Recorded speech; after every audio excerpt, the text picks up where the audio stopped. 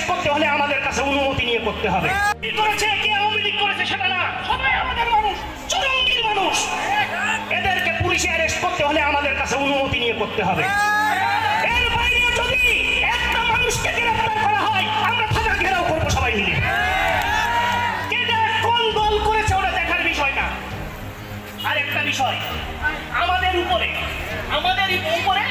কিছু মাসির মা আসে চরমগীর কলেজের সভাপতি বানানোর জন্য। আপনি ফোন করেছেন প্রিন্সিপালকে, প্রিন্সিপাল আমাদের নামই দেয় না, আমাদের কাজ করার সুযোগ দেওয়া হচ্ছে না।